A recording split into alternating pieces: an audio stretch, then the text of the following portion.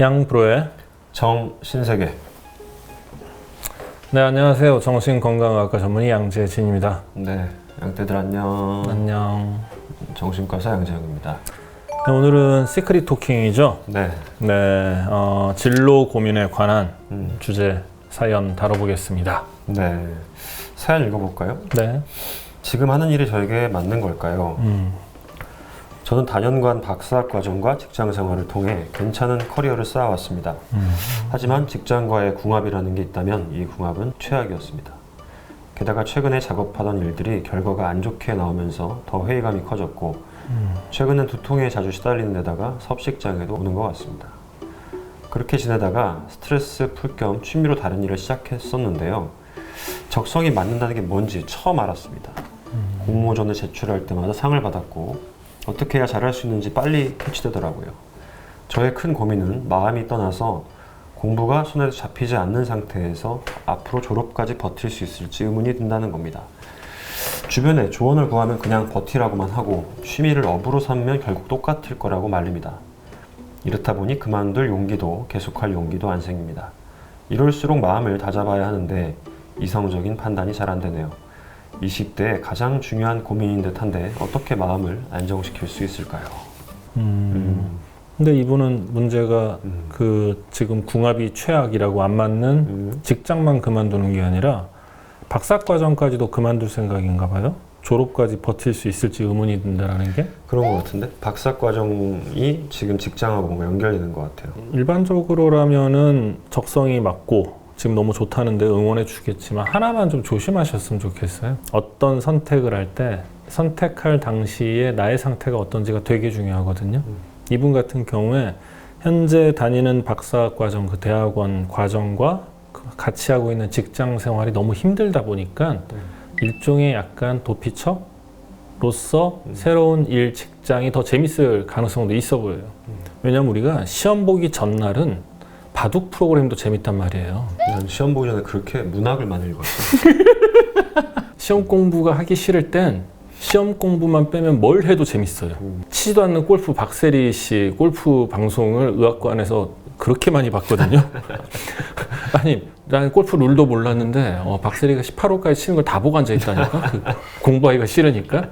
그래서 지금 사연을 보내주신 분이 이게 정말로 내가 새로 하고 취미로 시작했던 일이 적성에 맞고 공모전에 상도 타고 너무 좋은데 이게 정말로 재밌어서 그러는 건지 아니면 박사과정의 대학원과 하고 있는 직장 일이 싫어서 이게 이게 재밌게 느껴지는 건지 아니면 이게 정말로 좋고 재밌는 건지 그것만 좀 그 상태만 잘 확인해 봤으면 좋겠어요.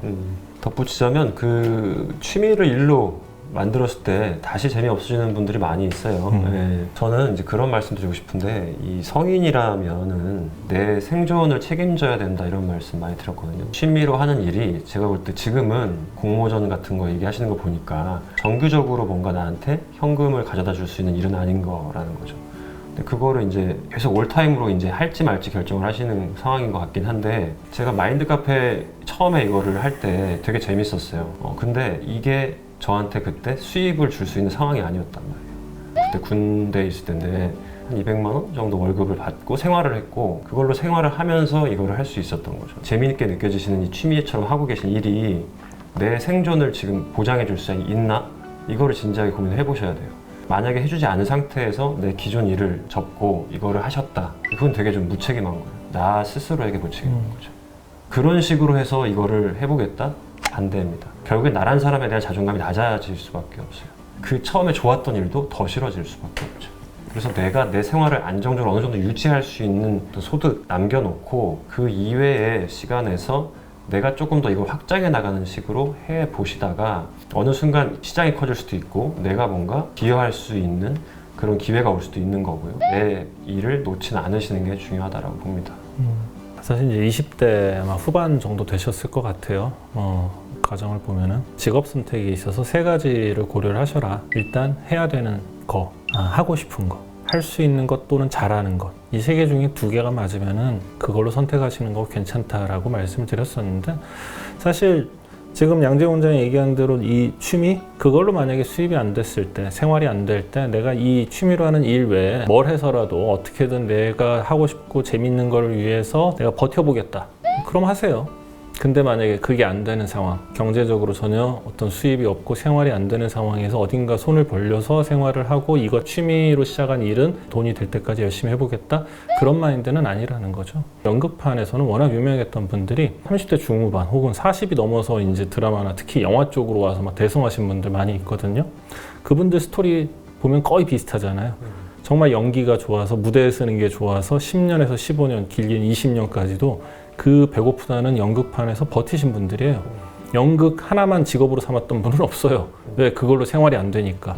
그 정도로 내가 이 일이 너무 좋고 그 일에 대한 열정이 있다면 선택하는 게 맞는 것 같지만 그게 아니라 지금 다니는 직장 너무 싫고 박사과정 깝깝해 죽겠고 근데 뭐 하나 딱 해봤는데 이게 너무 재밌고 이거 하면 나 잘할 것 같고 그런 마인드로는 하시면 안 될 것 같다라는 거예요.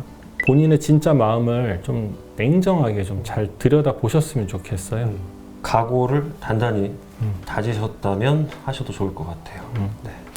그리고 취미를 업으로 삼으면 똑같다는 거는 되게 친했던 태훈 형한테 들었던 얘기인데 태훈 형이 이제 동해 갈 때마다 스쿠버 다이버 샵을 하시는 사장님이 형님이 너무 좋으시다고 그래서 그분은 스쿠버 다이빙을 너무 사랑해서 진짜로 40대 초반인가 그때 나이에 다니던 직장 때려치고 스쿠버 다이빙 샵을 차린 거예요. 네, 그래서 태훈 형이 물어봤대요. 형님 좋아하던 거 일로 삼으니까 좋아요? 그랬더니 좋겠냐라고 하셨대요. 이게 답인 것 같아요.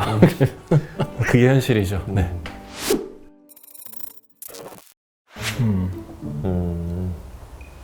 20대로 돌아간다면 다시 정신과 의사를 할 건지. 저는 의대를 갔으면 정신과 의사를 했을 것 같아요. 할 것 같아요. 다시 해도. 근데 의대를 안 갈 것 같아요. 돌아간다면 해야 하는 거를 위주로 살아왔으니까 그냥 하고 싶은 걸 위주로 살 것 같습니다. 저는 충무로로 갈 것 같아요. 저는 20대로 돌아가면은 일단 학교 휴학을 하고요. 과외를 겁나게 해서 일단 삼성전자 주식을 사고 그다음에 압구정 현대아파트 하나 정도를 사놓은 다음에 정말 신나게 놀면서 살 거예요. 아마 10년, 20년 뒤에도 계속 이런 일을 하고 있을 겁니다. 그게 현실이죠. 네. 자, 마인드 카페 어플 다운받아 주시고 사연 많이 남겨주시고 다음에 다뤄줬으면 컨텐츠 댓글로 많이 남겨주십시오. 저희가 꼼꼼히 읽고 다음에 다루도록 할게요. 구독, 좋아요. 알림 설정 꾹.